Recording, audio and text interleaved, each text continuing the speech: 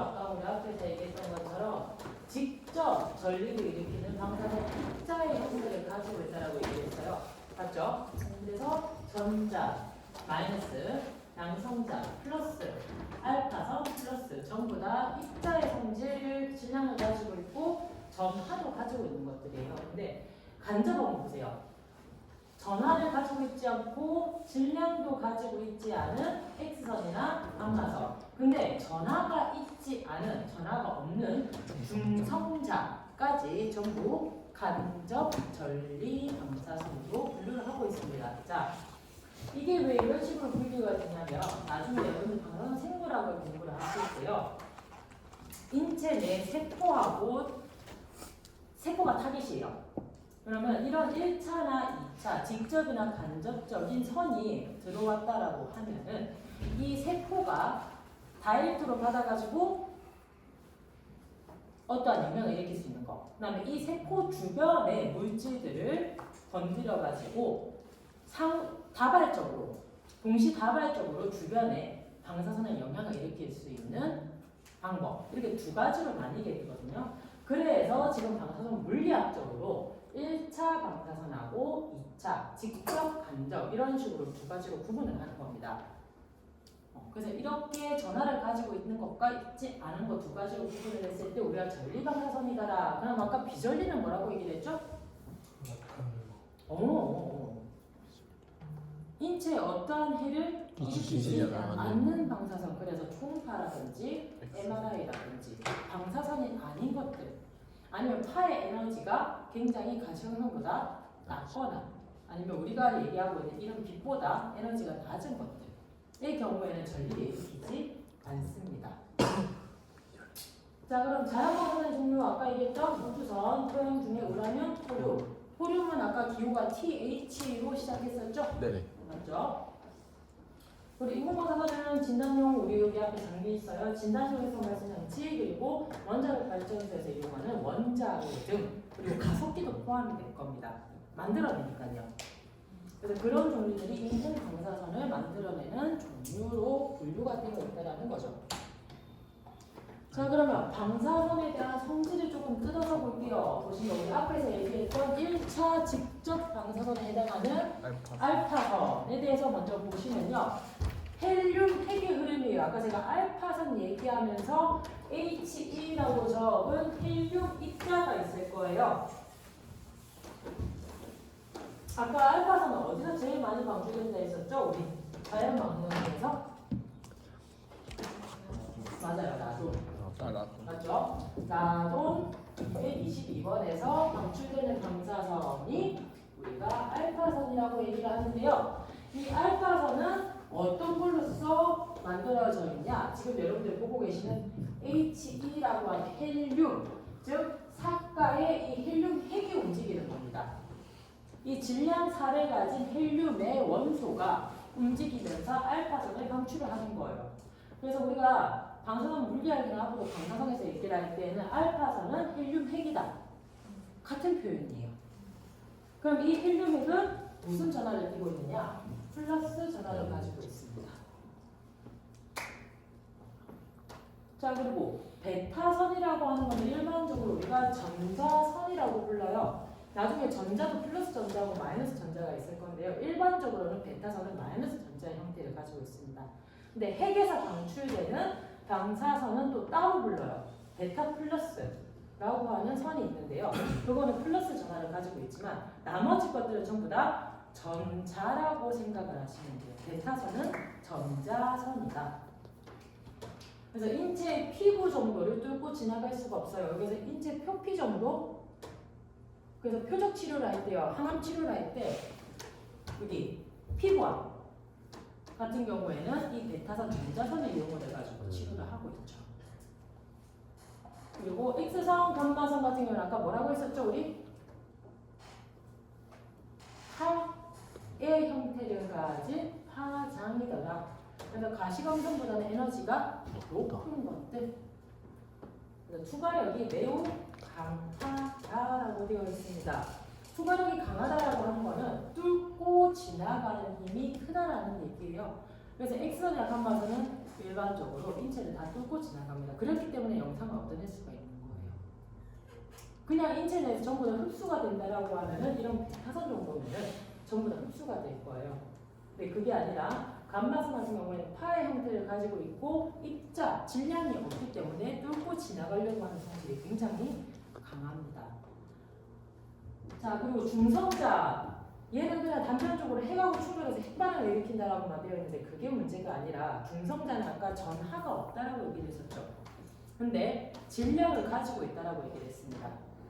근데 중성자가요, 우리가 분리하게 되면 앞에서 제가 설명을 안 드리고 일부러 넘어왔는데 열중성자, 속중성자, 그리고 속발중성자, 굉장히 중성자의 종류가 한 5가지로 에너지의 크기에 따라서 정해져 있어요. 그게 무슨 말이냐면 중성자 자체가 양도 아니고 음도 아니고 중성의 상태이기 때문에 가속되는 힘에 따라서 나가는 세기도 달라진다는 얘기예요. 그 가속되는 힘만 이 중성자한테 가해주게 되면 그 중성자가 모든 힘을 받아서 전부 다 뚫고 지나갈 수가 있어요. 그래서 중성자가 위험합니다. 중성자를 막아줄 수 있는 물질이 또 따로 정해져 있는데요. 우리 파라핀 물이라고 하든지 아니면은 그 붕소 라고 하든지 우리 일반적으로 방사선 여기에 해당하는 3가지의 물질들은 납이나 텅스텐 이런 물질들로 막아줄 수가 있어요. 콘크리트도 마찬가지고. 그런데 중성자 같은 경우에는 납이나 텅스텐 가지고는 못 막아줍니다. 그래서 원자력 발전소 보면은 동물 콘크리트로 굉장히 두껍게 씌워놓는데 핵 연료봉이 들어가는 데는 물로 채워져 있어요. 그 이유가 중성자 때문이에요. 아까 제가 그랬죠. 막아줄 수 있는 거는 물밖에 없다고. 그래서 물 속에 핵 연료봉이 담겨져 있는 겁니다. 수조에 담겨져 있는 거예요. 그게 중성자의 특성이에요. 하전이 없고 전하가 없고 방향성이 직선의 형태를 가지고 있고 그리고 모든 반응을 다 물질하고 부딪혔을 때 모든 반응을 다 일으킬 수 있다라고 하는 거. 그래서 중성자가 잘 사용하면 참 좋은데 그렇기 때문에 핵을 쪼갤 수 있는 거예요. 그래서 다이렉트로 가서 그 힘만큼만 전해주게 되면 핵 전체를 쪼갤 수 있는데 이런 알파선, 베타선, 감마선은 핵을 쪼갤 수가 없어요. 핵 주변에 모여있는 다른 물질들이나 전자들하고는 아까 제가 핵 주변에 전자들이 돌고 있었다고 얘기를 했잖아요. 네. 그죠? 그 전자들하고는 얘네들이 반응을 일으킬 수는 있는데 핵 자체하고는 절대 반응이 불가능합니다. 다만 감마선 같은 경우에는 진짜 고에너지, 완전 고에너지 감마선은 또 핵 반응을 일으킬 수가 있어요. 핵 반응을 일으킬 수는 있지만 그것도 극소수의 고에너지 감마선. 그래서 일반적으로 그냥 여러분들이 생각을 하실 건 이 3가지는 핵하고의 상호작용이 아니라 어디? 주변의 전자들과의 작용이다 보시면 되고요. 중성자 같은 경우에는 진짜 다이렉트로 핵을 쪼갤 수 있는 힘을 가지고 있기 때문에 핵하고의 반응이다라고 보시면 된다는 거죠. 그걸 이런 식으로 여러분들 앞으로 보실 방송 물리학에 정리를 해놓은 겁니다. 아직까지는 난성자, 중성자 이런 얘기를 안 했기 때문에 정확하게 어디에 어느 위치에 있고 얘기를 안 했기 때문에 이건 잘 설명을 안 드릴 거고요. 알파선에 해당하는 게 아까 뭐라 했죠? 헬륨, 핵. 그래서 헬륨은 4개의 질량을 가지고 있는 플러스 전하이더라 라고 하는 거. 그래서 굉장히 무거워요. 전자의 질량은요, 여러분 아까 제가 베타선 얘기했었잖아요. 이건 전자와 같다 얘기를 했었죠. 전자의 질량은 9.1 곱하기 10의 마이너스 30을 kg입니다. 굉장히 이거 바깥으로 꺼내놨는데 사진 안 찍으셔도 괜찮은데 딱 꺼내놨는데 PT를 바탕화면에 있어요. 안 찍으셔도 괜찮아요. 전자의 질량은 굉장히 가볍습니다. 엄청 가벼워요.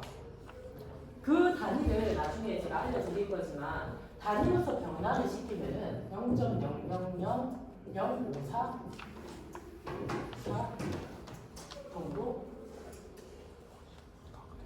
굉장히 아주 가벼운 입자라는 거죠. 근데 이 알파선 같은 경우에는요, 이 자리가 4예요. 그러면 전자선은 요만큼의 질량을 가지고 있는 거고요. 알파는 4만큼의 질량을 가지고 있는 거예요. 차이가 엄청나게 나죠. 점 단위일 때. 차이가 많이 나죠. 그렇기 때문에 전자는 평행력, 여러분 평행력이 뭔지는 의미를 들어보셨을까요? 몰라요. 휘는 능력. 가는 방향에서 휘는 능력을 우리가 편향이라고 얘기를 해요. 가다가 갑자기 휘어지는 거. 그걸 편향이라고 얘기를 하는데 전자가 너무 가볍기 때문에 그리고 전하가 마이너스 형태를 가지고 있기 때문에 진로를 하다가 그냥 휘어져 버리는 거예요. 이렇게 여기 지금 아무데로 이런 식으로 휘어져 버리는 거예요. 너무 가벼워서. 근데 반대로 이 헬륨액도 플러스 전하를 가지고 있다 얘기를 했잖아요. 그러면 휘는 능력 자체는 얘보다는 조금 더 직선으로 갑니다. 조금 더. 왜? 무겁기 때문에. 그래서 얘가 가지고 있는 질량값에 따라서요. 전하가 이동을 할 때 가벼워서 다른 전하하고 더 많이 부딪힐 수 있고 더 영향을 많이 받을 수 있고 우리가 그걸 쿨롱력이라고 얘기를 하죠. 전자가 전자와 가장 가까이서 작용을 할 때 서로 밀어내는 힘 그걸 우리가 쿨롱력이라고 얘기를 하는데요. 그런 식으로 가벼워서 전하들끼리 부딪히는 힘이 더 많이 발생을 할 수 있다는 거죠. 그게 전자의 특성이에요. 근데 얘 같은 경우에는 아까 뭐라고요? 무거워요. 무겁기 때문에 조금 더 전자보다는 휘는 특성이 덜합니다. 덜하는 거지 없는 게 아니에요. 얘도 전하를 가지고 있어서 편향력은 있습니다. 당연히 있는 게 맞는 거고요. 그래서 투과력을 보시면은 공기 중에서는 수 센티미터 더 쉽게 얘기하면 종이 한 장은 뚫을 수가 없어요. 왜 그럴까요? 투과력이 굉장히 작죠? 엄청나게 작은 거예요. 왜 그럴까요? 이 글대로 말고 왜 투과력이 방사선인데 왜 투과력이 정말 수 센티미터 정도밖에 안 될까? 진행 거리가 맞아요. 입자인데 질량이 커요. 뚫고 지나갈 수가 없는 거예요. 아무리 에너지를 강하게 줘도 수 센티미터를 진행을 할 수가 없어요. 어디 부딪히면은 종이 한 장 부딪히면 거기에 전부 다 흡수가 되는 거예요. 싹 다 질량이 크기 때문에. 그래서 이 알파선이라고 하는 헬륨 핵이 몸속에 들어오게 되면 빠져나가지를 못하는 이유가 그것 때문이에요. 질량이 커서 더 뚫고 나가지 못하는 거예요. 바깥으로 튀어나갈 수가 없는 거예요. 이해되시겠어요? 네. 요거 관계는 이해가 되시겠어요? 뭐 용어는 모르겠고 관계 자체는 무거워. 질량이 커. 그래서 뚫고 나가는 힘도 이미 거기에다 다 줘버리기 때문에 지나갈 수가 없는 거죠. 그래서 수 센티미터의 거리밖에 안 된다라고 하는 거. 그럼 밑에 베타선 한번 보세요. 전자라고 되어져 있죠? 네. 그죠? 네. 그래서 공기 중에서는 수십이에요. 이거보다 한 10배 정도 많대요. 그죠? 그래서 수십에서 수미터 정도 날아갈 수 있는데 10배에서 100배 정도 되겠죠? 네. 날아갈 수 있는데 이 이유가 질량이 작아서 가벼워요. 가볍기 때문에 조금 더 진행을 할 수 있는 겁니다. 왜 부딪혔을 때 이 손바닥에 부딪히는 거하고 입자가 작아가지고 이 손가락에 부딪히는 거 어떻게 확률이 더 크겠어요? 손바닥에 부딪히는 그 확률이 더 크죠. 그렇기 때문에 헬륨은 손바닥에 전부 다 부딪힌다 생각을 하면 되고 베타선 같은 경우에는 손가락에 부딪힐 수 있는 확률이라 생각을 하시면 되고 그래서 더 투과력이 알파선보다는 강합니다. 하지만 얘조차도 입자이기 때문에 뚫고 지나가는 거리에서는 전면 다 통과를 할 수 없다라는 얘기죠. 자 그러면 우리 지금까지 얘기 안 했던 X선 감마선은 뭐예요? 광자예요. 입자가 없어요. 질량이 없어요. 어때요? 예, 에너지만 있으면 그냥 뚫고 지나갑니다. 물론 저 에너지 X선도 있어요. 에너지가 극도로 낮은 거. 광자 중에서도 굉장히 극도로 에너지가 낮은 거는 인체에 흡수되고 말 겁니다. 우리가 그걸 산란선이라고 얘기를 하는데요. 그런 미량의 선들은 흡수될 수도 있지만 일반적으로 얘기하는 X선이나 감마선 에너지가 큽니다. 그래서 파의 형태의 요동을 치고 지나가 버리기 때문에 그 표적하고 상호작용하지 않고 그냥 흘러서 뚫고 지나갈 수 있는 확률 자체가 큰 거예요. 질량이 없어서. 에너지 받은 대로 파의 형태로 지나가 버리는 거죠. 그래서 투과력이 굉장히 크다. 대자라고 되어 있어요. 그래서 얘를 막을 수 있는 것은 납이나 철, 텅스텐과 같은 원자번호라고 하고 제가 뒤에서 다음 시간에 말씀을 드릴 건데 일단은 질량이 무거운 것들로 막아줘야 됩니다. 그래서 콘크리트라든지 그런 것들로 X선이나 감마선을 막을 수 있는 거죠.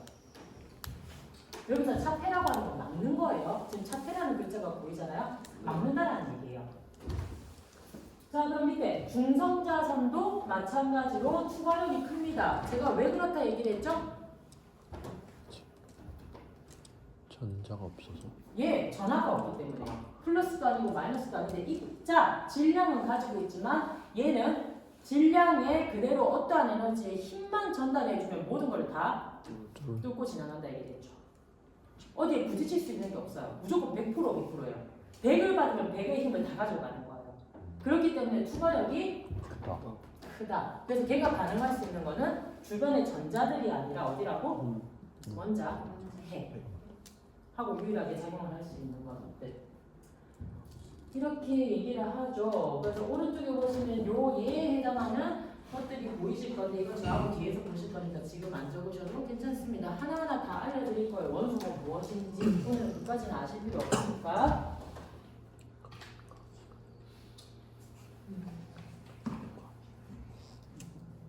두 점 남았어요. 봅시다. 자, 우주선은 1메가, 이것도 단위예요. 저는 여기 메가라고 하는 거는 10의 6승 1식 100천만 만 정도 되겠죠? 그죠? 1에 6개니까 만이죠. 만 일렉트론 볼트라고 생각을 하시면 돼요. 자, 우리가 1일렉트론 볼트라고 하는 건 전자의 에너지 단위입니다. 전자가 1볼트로 가속을 하였을 때 얻는 힘을 1일렉트론 볼트라고 얘기를 하죠. 전기량의 단위이죠. 일렉트론 볼트 저기 우리 교류전압 가속 콘센트 꽂았을 때 몇 볼트 얘기하잖아요. 그거예요. 전자가 흐를 수 있는 단위. 그게 10의 6승 일렉트론 볼트에서 10의 14승 일렉트론 볼트까지 간대요. 굉장히 크죠. 그 우주선의 에너지가 크다라고 생각을 하시면 돼요. 굉장히 크구나. 근데 얘가 2차로 내려와 볼게요. 1차 우주선이 대기 중에 원자, 우리 대기 중에는 수많은 원소들로 구성되어져 있죠. 이 선들이 대기권으로 내려오는 거예요. 우리 지구의 대기권으로. 그러면은 그 지구를 구성하고 있는 대기 중에서의 원자들, 원소들하고 반응을 일으키는 겁니다. 그러면 걔네들이 원자 반응 또는 핵하고 반응을 일으켜서 생성되는 고에너지의 X선 또는 중성자선으로 바뀌어서 밑으로 떨어지게 돼요. 우주에서 내려오는 선이에요.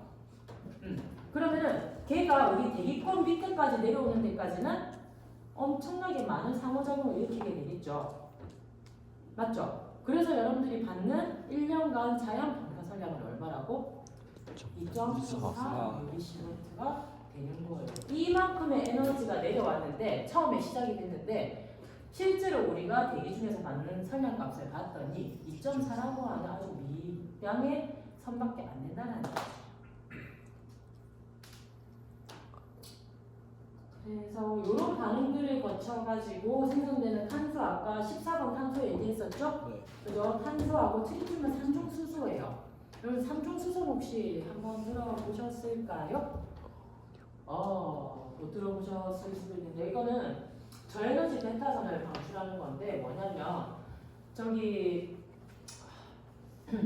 일본의 원자력 발전소 네, 후쿠시마 거기서 지금 제어를 한다고 계속적으로 방류하는 물이 있죠.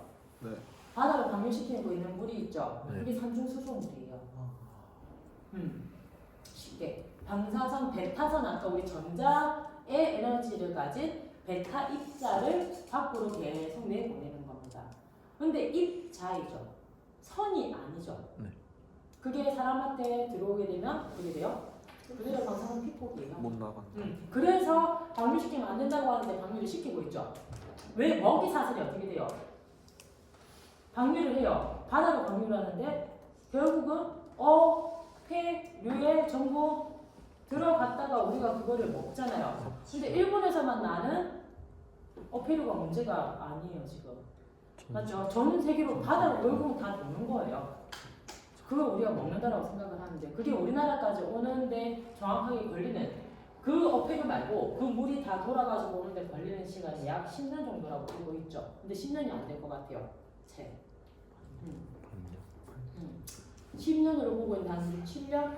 빠르면 7년 안에 돌아온다라고 얘기를 하고 있는데 모르죠. 일단은 고기들은 돌아다니니까.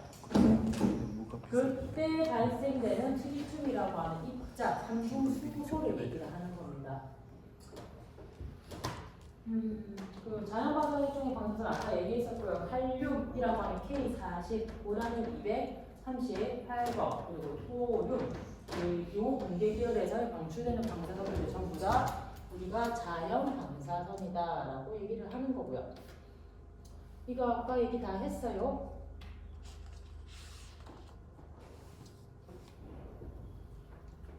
그래서 우주로부터 지구 대기 중으로 내려 쏟아지는 소립자나 원자, 핵 대부분 이때 발생되는 생성 핵종을 보시면 우주선이 지구 대기 중에서 침묵을 했을 때 생성되는 아까 핵종 그게 최종적으로 내려왔을 때에는 뭐로? 트리튬이라고 하는지 아까 뭘로 된다고요? 탄소로 되는지 그런 식으로 내려온다고요. 여기 보면은 트리튬, 베릴륨, 탄소 그리고 나트륨 이거는 염소, Cl이라고 표현을 하죠. 이런 반응 생성물들이 생긴다라고 하는 거. 이게 끝이에요. 그래서 오늘 보셨던 내용 중에서 참 많이 했어요. 생각보다. 제 예상했던 것보다 많이 했습니다. 왜? 법령을 해야 되는데 법령을 못했기 때문에. 그래서 일반적으로 우리가 이 방사선을 오늘 알아보신 게요.